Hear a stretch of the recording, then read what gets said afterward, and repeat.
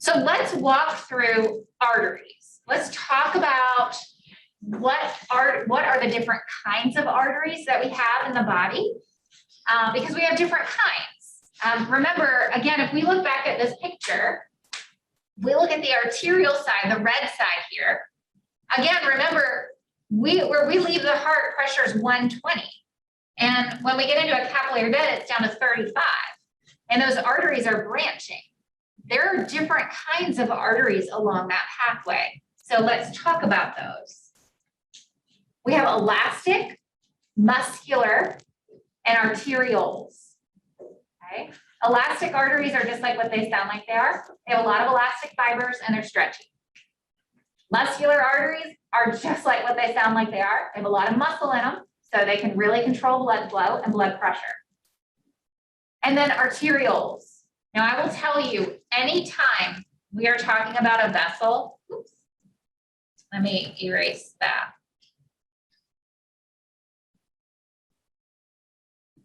Anytime we're talking about a vessel and you see eole at the end, it's tiny. It's really small, okay?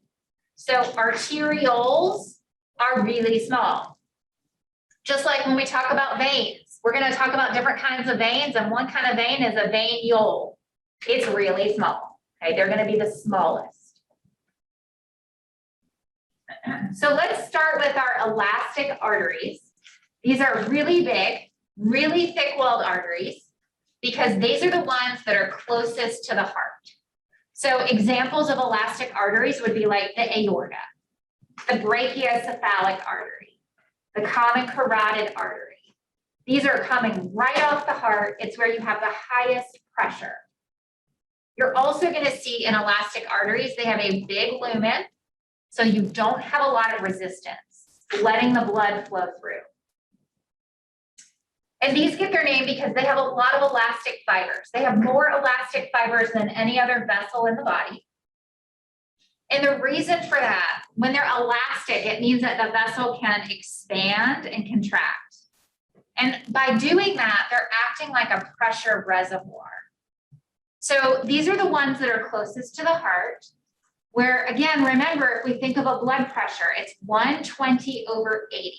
Right? 120 is when the ventricle is squeezing, the highest pressure we get.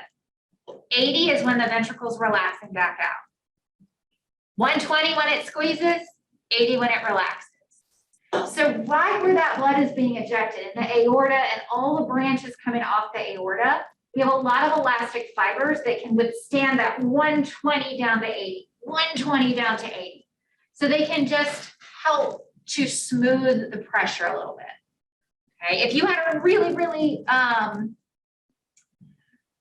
like a restricted opening and a really tough vessel that didn't have any give to it, then the pressure would be a lot higher than 120, right? And then the low pressure would be a lot lower. So having that elasticity in there is really important. It just helps to smooth the pressure.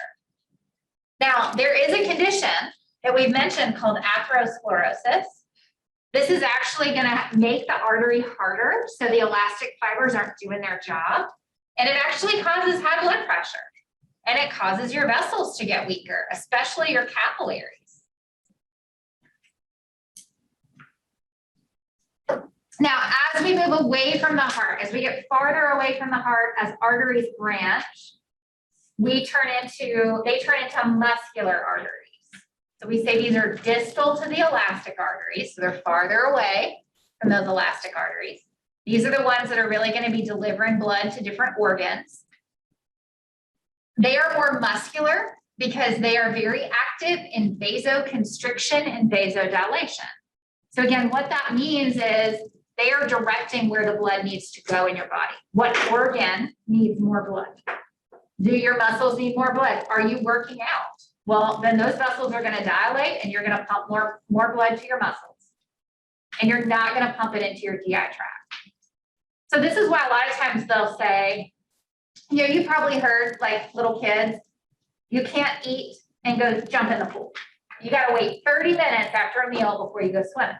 Because what happens if you eat and immediately go swimming? What's wrong? You get cramps. You get cramps in your stomach. You know why? Because when you eat a meal, what should happen is the vessels going into your GI tract should dilate so you can help digest your food. But if you eat a meal and immediately jump in the pool or immediately go work out, which feels gross anyway, but if you go do that, your body's going to pump the blood to your muscles, and what's going into your stomach, those vessels constrict.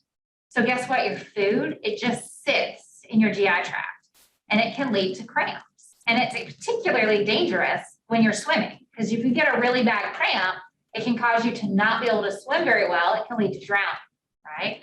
So that's why we always say, don't do it when you're swimming. Now, again, as we continue to branch away from the heart, these arteries get smaller and smaller and smaller, and they turn into arterioles. Remember, there's that ending, eole. These are the smallest of our arteries. These are going to feed capillary beds, but these also go through vasodilation and vasoconstriction. So again, these are also helping with the control of blood flow. Where's it going? To give you an idea of size, okay, look at the top one. This is an elastic artery like the aorta, for example. The aorta is about the size of your thumb. As the aorta branches, they turn into muscular arteries. These will range in size from the diameter of your pinky finger to about the size of pencil lead. Okay, and that means arterioles are even smaller than that. So once you move into arterioles, these become microscopic. You have to have a microscope to view these. So these are very tiny.